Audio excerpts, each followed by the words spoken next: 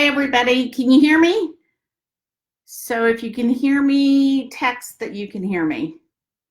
And I'm going to do it a little differently. I have my microphone. So I just walked in the door like 30 seconds ago, and I don't know if you guys can hear me or not. Oh, yeah, there's Troy. Hi, Troy. So can you hear me? Say yes or no. And I'm getting a little help from one of my interns who's going to help me. I just walked in the door and we're going to go through some questions that have been asked. And some of the questions, oh, good, y'all can hear me. Hey, Kim, I'm sorry about this weekend. I know it's hard for your family. Kim is Lauren's aunt. And so we're going to talk about some of the things that happened this weekend and the last episode. And I am going to go over some of the questions I've already gotten. So let's start with some of the questions. And I'm going to call Selena. Ooh, let me see. Hang on, to give me some questions over the phone. So one of the questions came out about the appeal, and the appeal is going on right now. And what happens is, and I'm not an attorney, it goes back to the lower court. And when it goes back to the lower court, then basically it has to go through the same process again. It's in the same courthouse as it was before, and Sherry has to go through same process, depositions, discovery, all of that. Now, how does that translate to the question that someone asked is, what does that mean for Hannah? We don't know. So I can't answer that. We're just going to have to basically answer it. And people are texting me. So Chelsea, it did start, and she doesn't know it started. So, okay. And then the other question that came up is about the lower court with the other 3 campers. That's in disarray, and so I'm not quite sure how that's going to turn out, but I will let you guys know as soon as I do. We've got Chris Stout, hey Danielle, Chris Stout, Brix Gambrel, and Aaron Lilly. Their case was supposed to be, and I don't know the legal terms, but it was supposed to be dismissed. Potentially could be reinstated, but I'm not sure what the state of that is. Again, I'm not an attorney. Okay, Lauren's clothing. Now, so people are texting me, and I want to make sure I answer these questions. Lauren's clothing, what she had on that she was found in, here is the big question.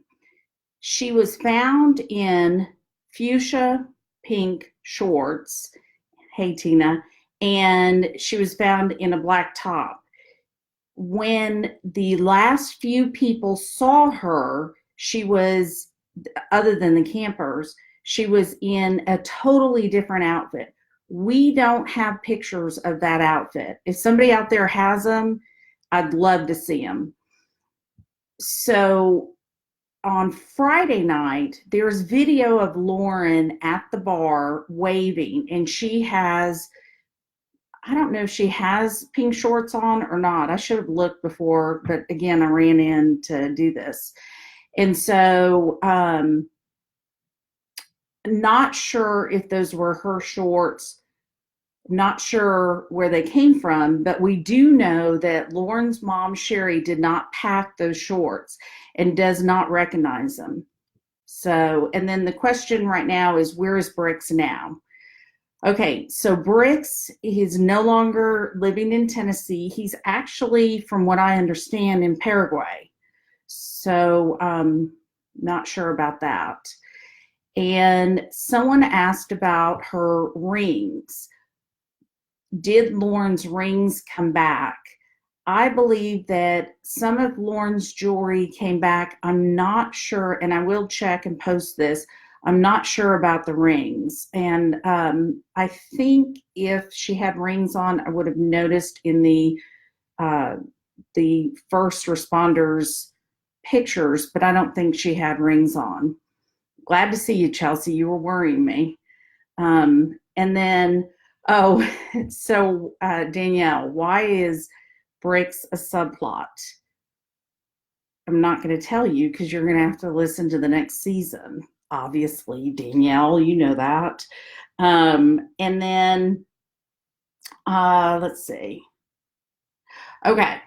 So I'm going to call Selena. This is not the way I normally do it, but you guys know me well enough to know now that we have to just kind of punt sometimes and see what she is keeping up with the questions. And okay, so Allison, hey, hang on one second. I'm going to answer a couple of questions, then I'm going to put you on speaker. Okay, Allison, so did the shorts look like they fit her, or were they too big or too small? I don't know that, and I don't think Sherry ever saw Lauren in those shorts because by the time Sherry was notified, she had passed away and she chose not to see the body. Good question, though. Carolyn, I don't know. So the thing is, so Carolyn said she heard that Bricks and his fiance were in Hendersonville. I don't know that for a fact. But from what you all have texted me is that he's moved. He may be, I'm not sure. I don't keep up with him. And you guys seem to know more about him than I do. And hey, Samantha. So,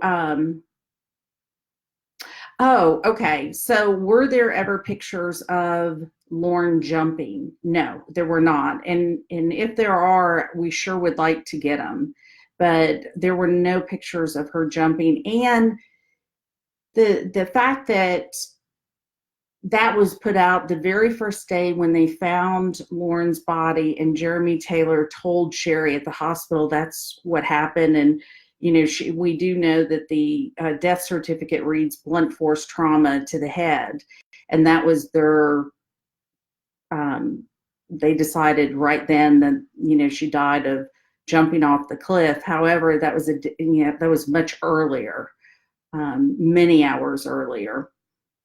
Okay, and John wants to know the status of the wrongful death. Hannah's is still in play. It's in the lower court in Smithville. The other three are up in the air, and I don't really know if the judge will reinstate it or if he will not. So anyway, all right, so I'm going to Selena, I'm going to put you on, okay, you're on speaker. Okay, testing. I want to see if I'm coming in clear without there being an echo because I'm listening to the live. Okay, can you guys hear her?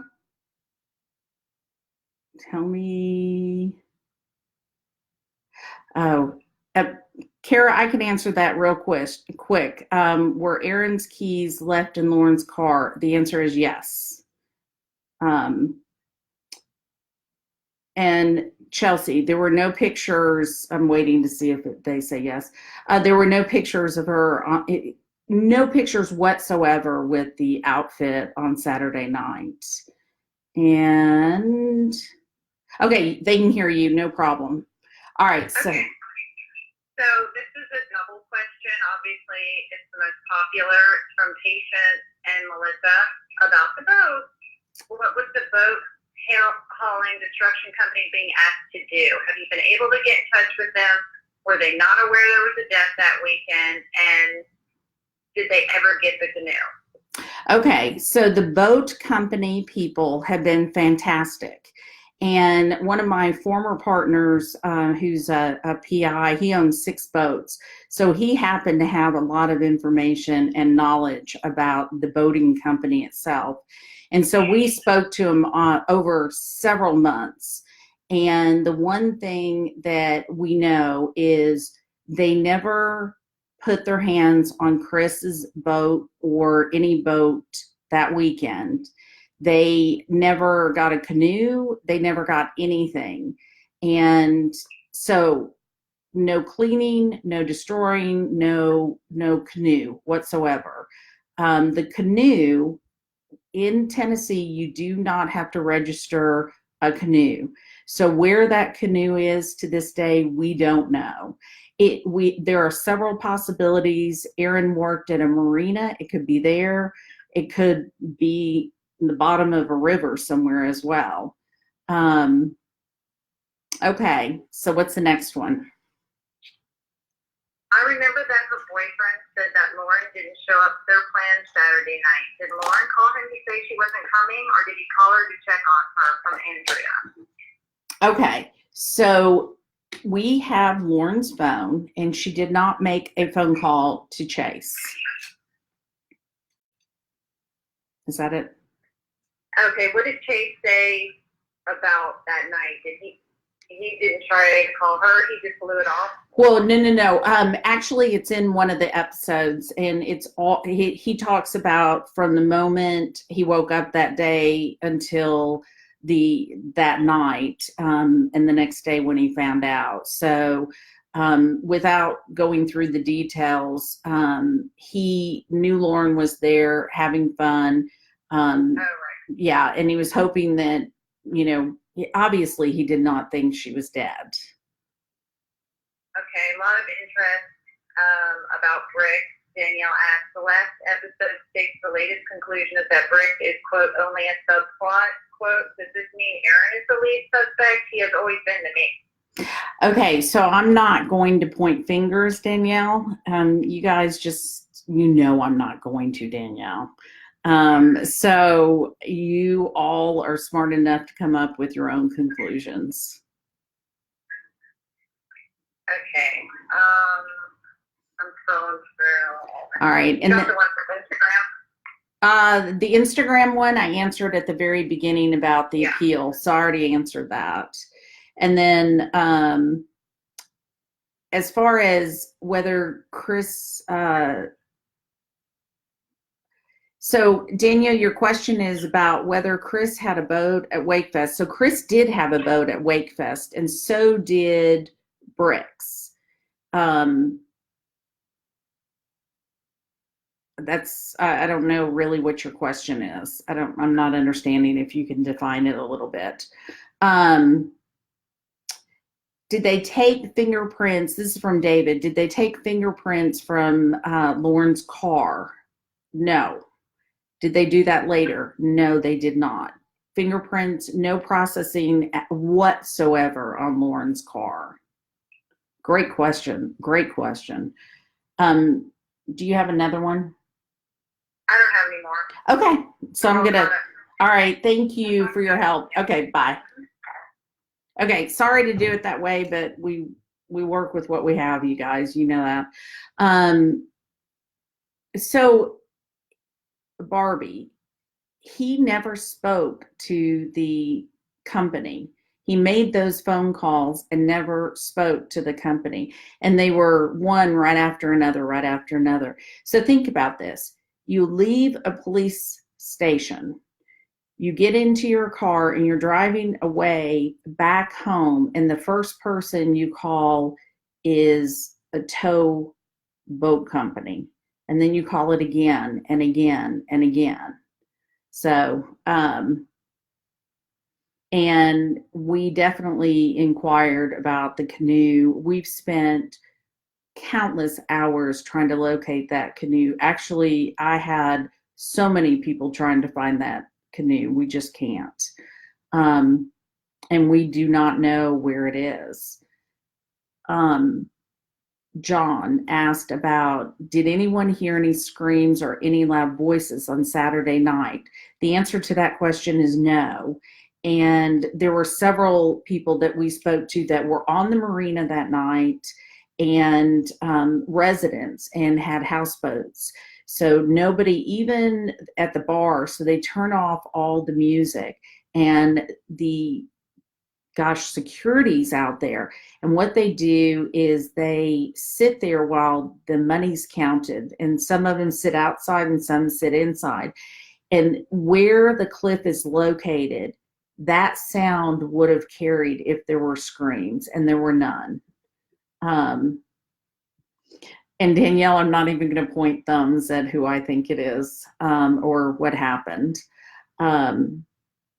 David, great question. So David's question is, wasn't the canoe stolen by Aaron anyway? So according to one witness, we don't know if it was or wasn't, but she believes that Aaron took that particular canoe out of someone's front yard. Whether that was done, I'm not sure. And Janet, who knows? Haley, fantastic question. Were any of the boats checked for evidence? Okay, no. There were boats, cars, canoes, tents, tarps. None of that was taken into evidence. They took a few pictures and it was done. The case was done. Okay, so, and Heather, I think I've answered about the boat. Oh, Kara, great question. What happened to make Sam switch sides? And again, I try to make this really clear when I'm doing cases. There really is no side. It's just the truth.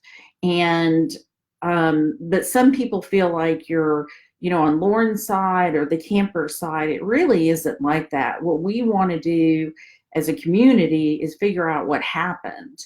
But what's really weird about that is Sam, this acquaintance of Lauren, she all of a sudden turned on Sherry. And I think it's because Sherry blocked her from Facebook because she was putting some things that weren't very nice. It's a week after Lauren passed away. The circumstances were, it was mysterious to Sherry, to say the least. She's in mourning, and Sam made it about her. And on my Patreon stuff, I will be releasing the full, all the audio of Sam, because it's so astounding listening to it. You have to stop and think.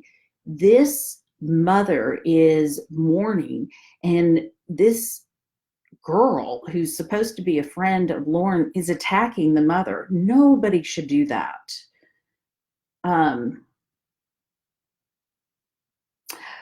John, another great question. Does anybody know what Briggs and Chris talked about when Chris was in jail? Funny about that. When you're in jail, everything's taped, but we don't know. Somebody knows what was said, but we don't.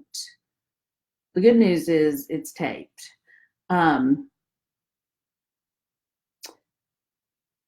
Oh, so Kim, yeah, I'm sure it was, I can't recall, but yeah, as far as the canoe goes, which is really important to think about, because that would be something I would take into evidence if I were running the investigation or if I was a police officer, but I'm not. But the canoe has evidence or had evidence. So what happened to it? I'm not sure. There is a pattern with Aaron, who had an incident, and we talk about this on the podcast, where there was a motorcycle accident and then he hid the motorcycle and he had a girl help him cover it up, and she's gone on the record with that. So it could be the same thing or it couldn't.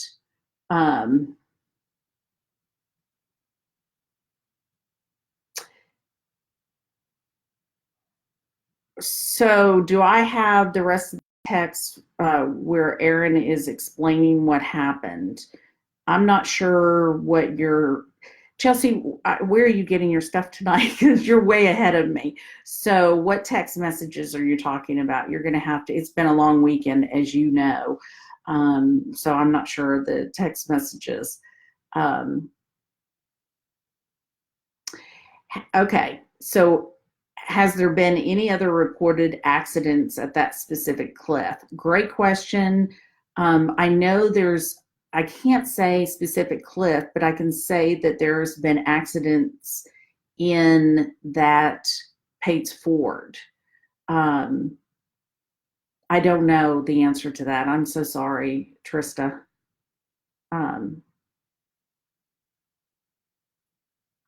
Yeah, and I think I've answered about Chris and Bricks in jail. And I don't believe that Bricks called him that often in jail.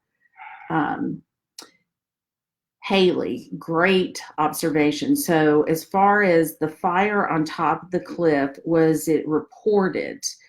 And it was reported, but it was midnight, and we have a witness talking about it. It was reported, but then it was gone. So I'm not sure if anything was done about it, but it was reported, to answer your question. Oh, Chelsea, you're so smart. So, did Chris call a different company at a later time since he didn't speak to anyone in the first place? You're just going to have to tune in. I'm totally not going to answer that question on this, but I will later on in another episode. But you're so smart, because that's exactly where I went after we found out who he called. And then John asked about Chris and Ryan, the two police officers that were off duty. They were the security officers, but they were two police officers that witnessed a lot and gave statements. And they did not give any depositions in the case whatsoever. But they have gone on the record numerous times. And I will stop and say, Chris Yarchuk and Ryan Melanson are the people you want showing up on a crime scene. They are going to do their job, and they're very thorough. So those, to me, are two heroes, and they took so much for coming forward and telling their story. I mean, they were beaten up in the community everywhere, and they did the right thing. And they've stayed pretty strong about it. They don't listen to the podcast, by the way. I know that for a fact, because it's too upsetting to them. And they deal in this business, and it's very upsetting. But, if you guys ever decide to write something to them, feel free to on Without Warning, because these are people that are absolutely what you look for in police officers. And kudos to them, because I don't get them very often in my cases. So Chelsea, so is it possible that Lauren was trying to fight back, jumped up and wrapped her legs around whoever and fell back, and that's how she got blunt force trauma?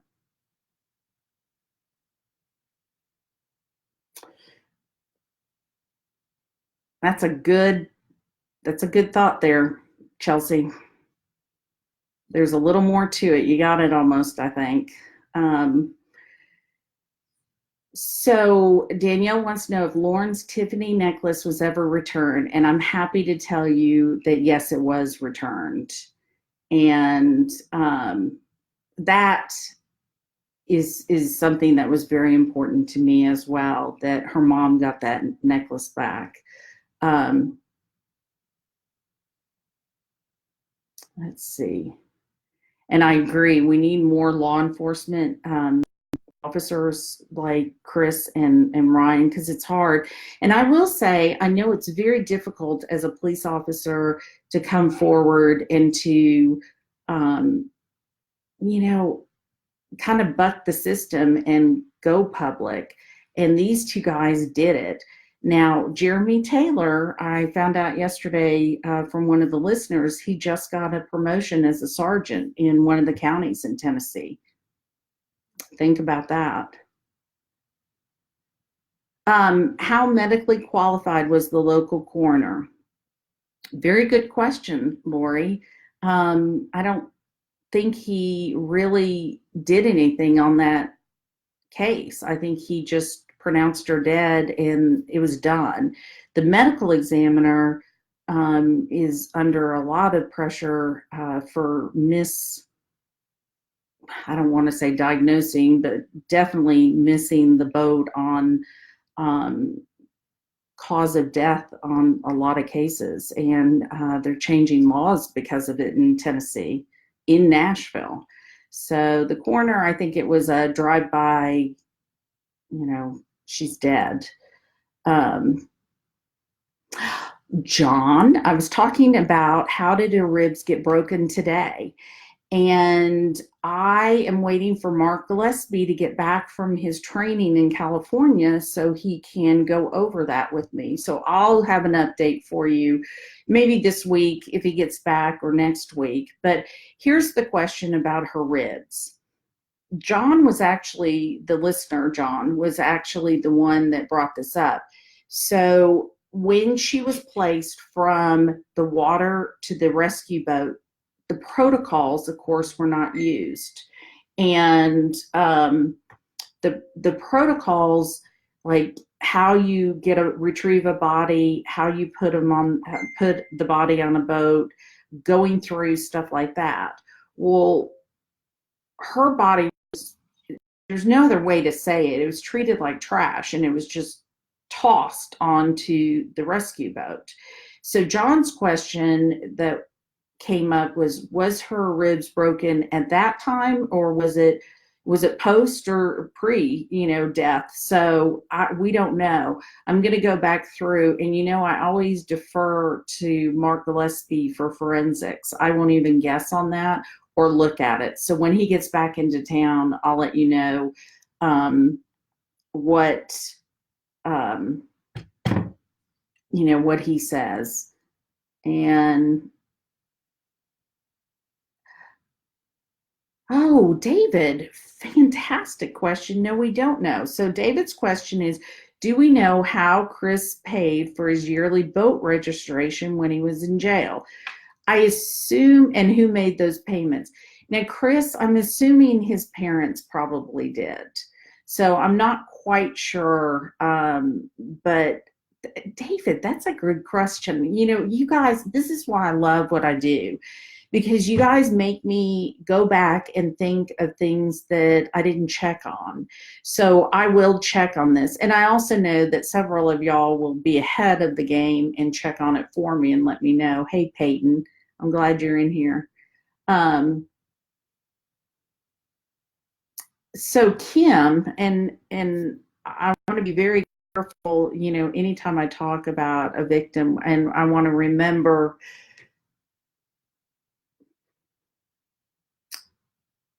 there's a family behind Lauren in this case, and Kim is part of Lauren's family.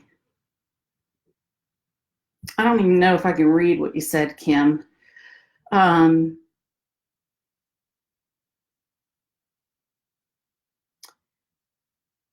She believes that Lauren fought with everything she had, but she was fighting against more than one person. I'm not going to disagree with that.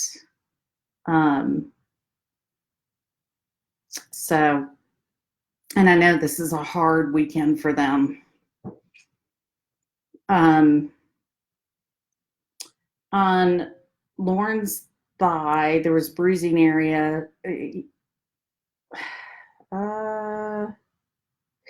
Okay, so you're Kelly. Yes, on her thigh. I've had several people look at that, and potentially it could be where someone held her down, and that is a theory. We don't know exactly, but it definitely could have been something like that.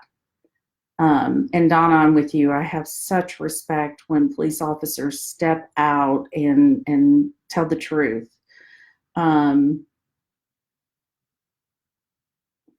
So Danielle, good question about any other injuries resulting from the struggle. So the biggest one is the hemorrhaging at her throat. And I think that is something that needed to be taken into consideration. And we need to make sure that that is looked at if this case is reopened. And as far as did anyone notice scratches or bruises on Bricks or Aaron, the answer to that question is no, because remember, they went out to Wakefest in a boat with, Chris and Bricks, all of them went to Wakefest. And now, depending on which story you go with, Hannah told someone she was going boat to boat asking if they saw Lauren. Now, there were people that said that never happened. They stayed on their boat and never left it. So I don't think people were observing him. And nobody knew at that point.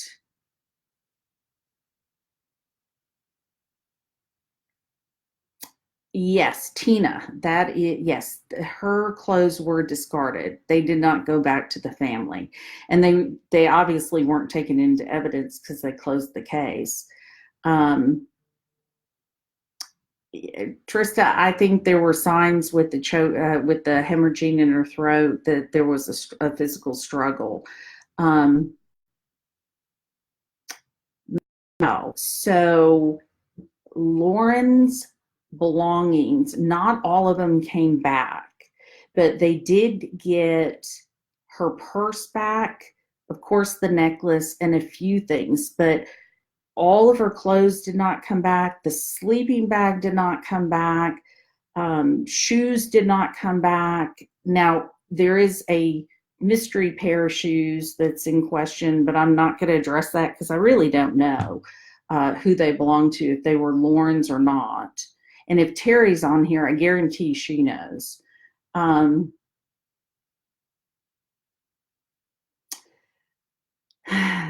Emily, so it was her father that taught her how to fight back.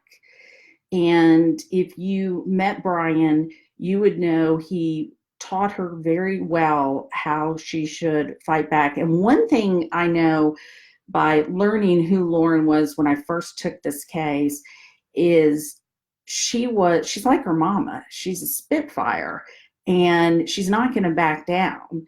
And so Lauren's personality, from what I gathered from all the evidence, is that she was a fighter and she would whoop somebody if they did something. And there is I think it's a funny story. It could be turned around, you know, how people do that, but where she was sticking up for her younger sister and she whooped somebody over it. But she wasn't, that's something to keep in mind. She wasn't someone who would back down from a fight. So keep that in mind. She would go head on and think about how her father taught her how to fight.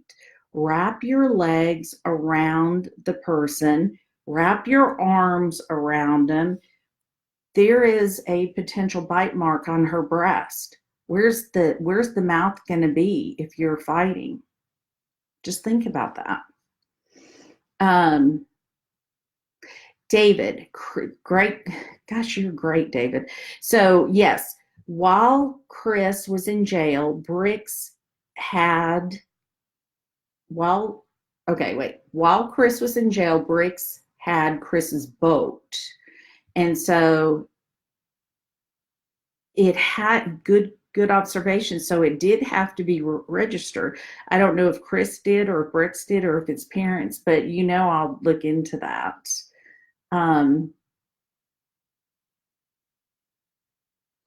Oh, Chelsea. Okay, I'll look in a second. Oh, Danielle, that's sweet. Um, let's see. Oh, okay. So Andrea, no, her clothing, the pink shorts were never returned to Sherry. And in that one episode where I played the full conversation about the pink shorts, it probably would have been a good idea to have Sherry identify it, to have her look at it and say, yes, these were Lauren's shorts, or no, they were not. But that wasn't going to happen. And I kind of wonder if they were already discarded by that time. Um,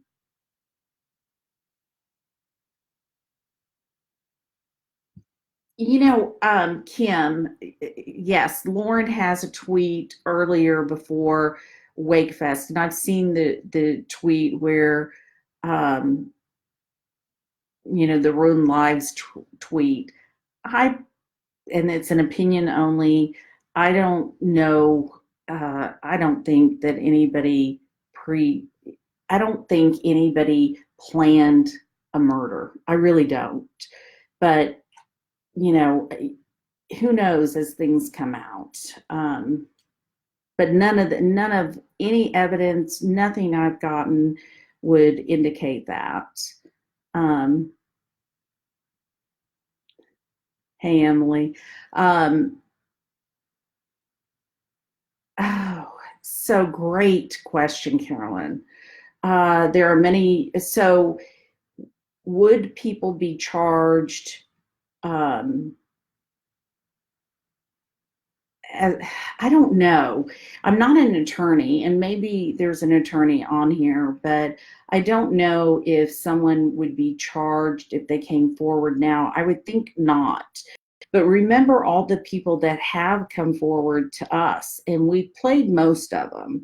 But I think if somebody came forward and said, I saw something and told us and helped with the case, I don't think they're going to be charged with anything.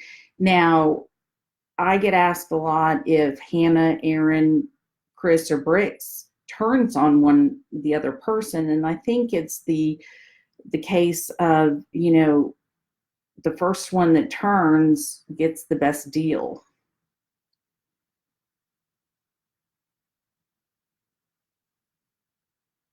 Okay. Great, John, great question. So when I first took this case, the question is about Briggs being on the cliff that night, whether he was there on Saturday night or not. So Briggs said he was with two other girls, and I have their names, and tried to talk to them, but they have not talked to me. And so they were, and alibi is the only word I can think of. He was supposed to be with them, but we have eyewitnesses, several eyewitnesses that are third parties, have nothing to do with the case, don't benefit at all, that said they saw him go over there and they saw him come back. And one of them, one set of witness are the houseboat people, and they used their lift. So if somebody came back from the cliff, the only way you can come back, unless you swam back, is the canoe. The canoe would have to use this lift. They would have heard their lift being used. So that night, if somebody came back, if Bricks came back to go with these two girls, they would have heard it. However, they are the eyewitnesses that saw him go to the cliff and come back the next morning, and they spoke to him both times. Hi, Marty. I'm glad to see you're in here. I miss you, actually, a lot. Don't look at my hair. Let's see. And then, all right, David, I'll look at I'm sure everybody's looking at you. David is a security computer person. Whenever I have trouble, he goes in and takes care of all my security. So if he puts something up, you guys might want to look at it. Emily, great question.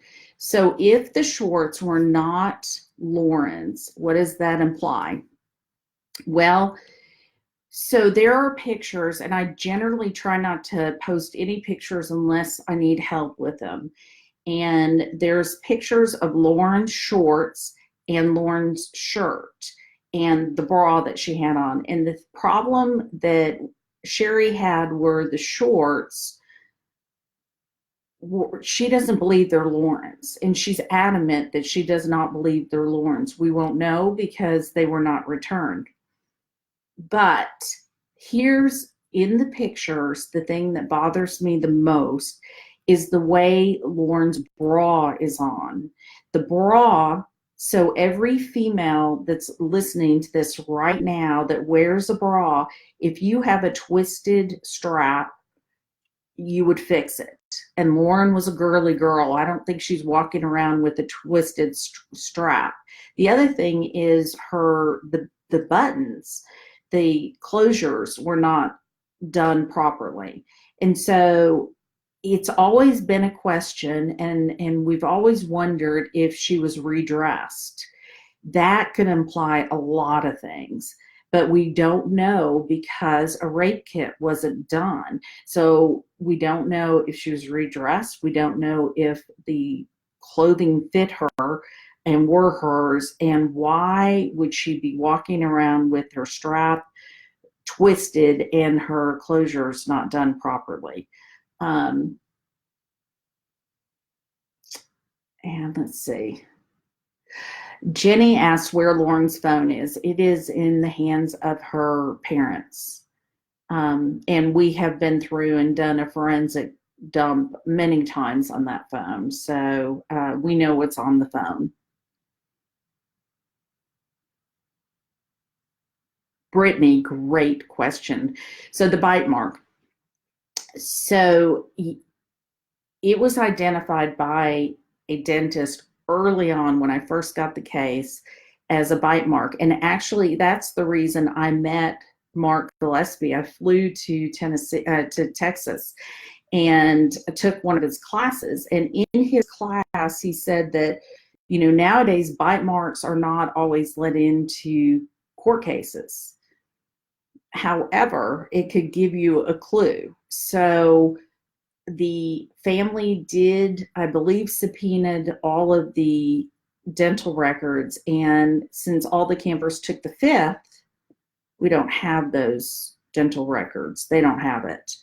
But it would have been great. At this point, though, Brittany, you're not going to get, it's not like CSI. That bite mark's long gone.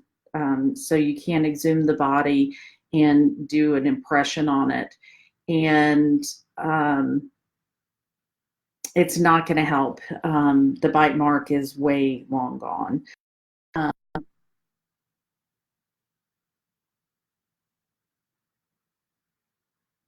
Yeah, Tina, I don't know about Hannah and Sherry's relationship the day of, but Sherry was very specific on how she described that Hannah would not look at her, was very cold, didn't say hello or anything. So they probably did not have a great relationship. And yeah.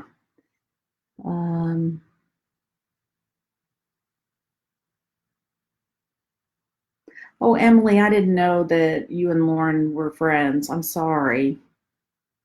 And yes, I believe that justice will be served, or I wouldn't be doing this. I think that it's coming.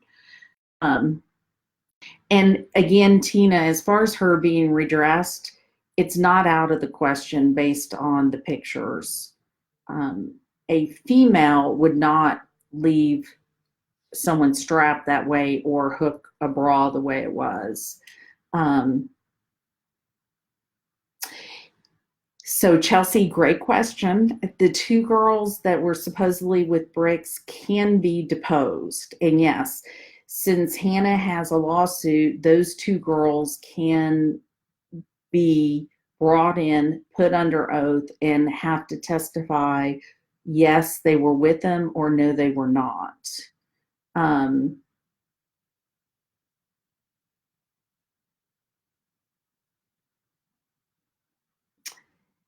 So Lori is a paralegal, and she is, Lori, are you and I disagreeing on this? Because I think that they can bring in those two girls, if that's what you're answering. They can bring those girls and put them under oath. Oh, I see what you're saying. Okay, so Lori's right. I hate that when that happens. So go with what Lori says. She's the paralegal. Again, I'm not an attorney. They probably would not be able to be brought in. I don't know. I think there's a way around that, Lori. I may disagree with you on that, actually. Casey, we do have photographs of that mark on Lauren's body, and it was in Jeremy Taylor's deposition. It caused the biggest storm between the attorneys, that it was brought to Jeremy Taylor as a potential bite mark, and the attorneys went, they were very unhappy that that was said. So I think that there needs to be a little more investigation on that.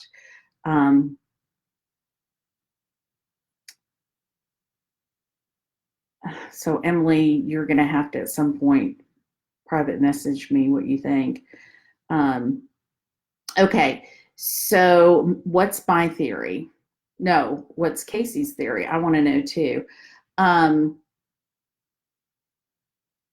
So the girls that were supposed to be with Bricks that weekend are from surrounding areas. They're not. So I went to talk to both of them. They avoided me. Actually, we went to talk to them several times. They avoided us like you would not believe, but they're in the surrounding areas.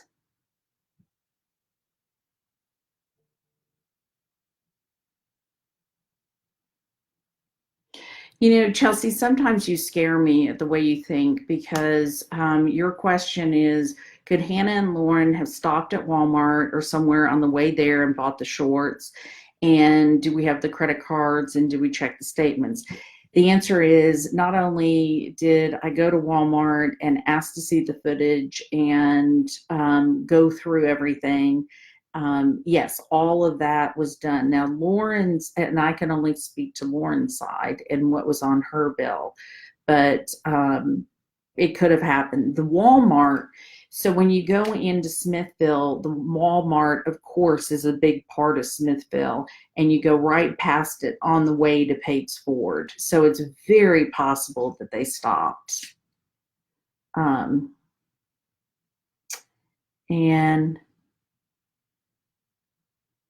Lori, I don't know about it. So Lori and I will probably talk later on tonight about whether or not they could be brought into the court case or not. I don't know, but I will post it in my discussion group on whether or not they can. So I'll go back through and listen to all the things I need to tell you guys that I don't know at this moment. Hello, Brandy. I'm so glad you joined. And Andrea, it's my pleasure, actually. I hope we get what we want out of this. And one of the things I want to say is Sherry is working on Lauren's Law. And I would really like for us to get behind that because rape kits being done, not having to wait for law enforcement to suggest it. I think it should be automatic. You know, so many protocols are in place, but the training's not there. So she'd like to see better training. And she's putting together a very good bill. I have one that I backed before, but it needs some tweaking. So I'd like to see some legislation changed from what happened to Lauren. And I will give you a place to go and talk about your support on it and where to call and what to do. We just don't have it right now. And of course, Sherry's been putting it together, but this weekend sucks for the family. And so I'm not going to push what needs to be done on that. Are there any pending court dates in February? So that's one of the reasons I wanted to wrap up this season is, you know, we're waiting on what happens in court. And I wanted to wrap up. I wanted to tell everybody who Chris called, and there's some audio. I think it got overshadowed in this episode, but there was audio that's never been played before, and I wanted to get all of that out. The next episode is all the behind the scenes, not all the, just clips from the behind the scenes audio of the case that when I was going through doing the final, I spent hours and hours going through, and there were so many things I wanted to put in, but it would have been a 12-hour episode. So I decided I'll break it up and do another episode with behind the scenes kind of audio that I think is jaw-dropping. So the next episode will be one thing after another of, are you kidding me? And I know there's been a lot of that in this podcast. So Tina asked, are Hannah Aaron living in Hawaii. Not that I know of, unless they've moved there, but as far as I know, they're not. And, I know some of the listeners are friends of theirs, so they may know better than I do. And I don't believe it or not, I don't keep up with these people. I don't believe in stalking them. I learn more from you all. So I don't know where they are or what they're doing. Personally, the only thing I knew is, supposedly Brooks is in Paraguay. And if he is, he is. Jenny, I agree. Sherry is amazing. And I'm happy to help them. And David replied saying they're in Florida. Kara, you're going to have to wait until the second season to find out about the subplot. And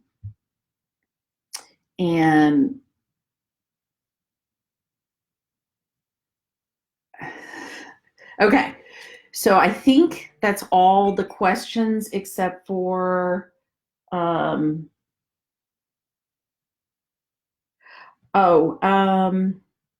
so some of y'all have written me.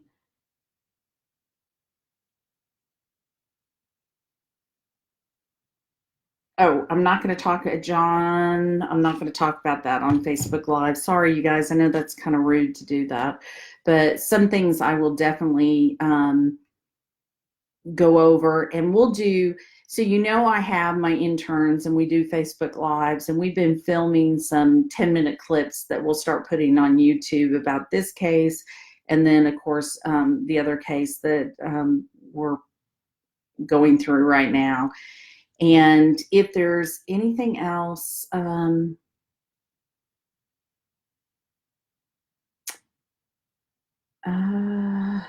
wait. I do want to stop and say one thing. So there are several of my investigator friends on here right now. One is Brandy, who's an investigator out of Indiana. And this week, it was National PI Day.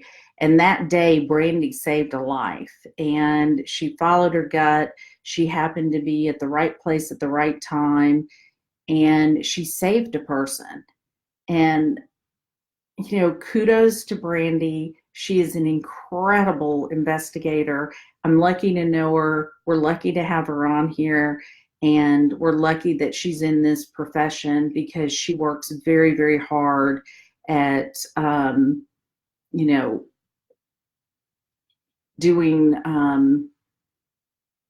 the job and doing it well. And the fact that this person is breathing today because of her, I love you, Brandy. So, and is there anything else that I need to? Okay, so this is going to be the end of it. It's been a heck of a long week. I did a presentation that totally bombed because my software didn't work properly and the presentation didn't work. And so this week has been awful. And you guys are a highlight for me. I appreciate the time, and I appreciate you guys keeping me up to date, keeping me on my toes. And we'll do this again soon because I'm trying not to travel as much as I have been. And this isn't about sides, y'all. This is only about finding out what happened. So don't stalk people, don't threaten people, don't put mean and nasty messages out there. I'm not trying to lecture you, but I'm seeing some things in another case that is just awful. And I don't want these families to be victimized again. So I'm going to send some stuff to my Patreon people who have been supportive and helping me and help me, do this. And thank you guys for supporting.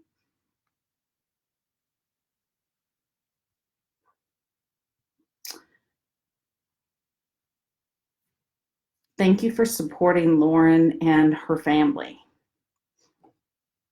Goodbye.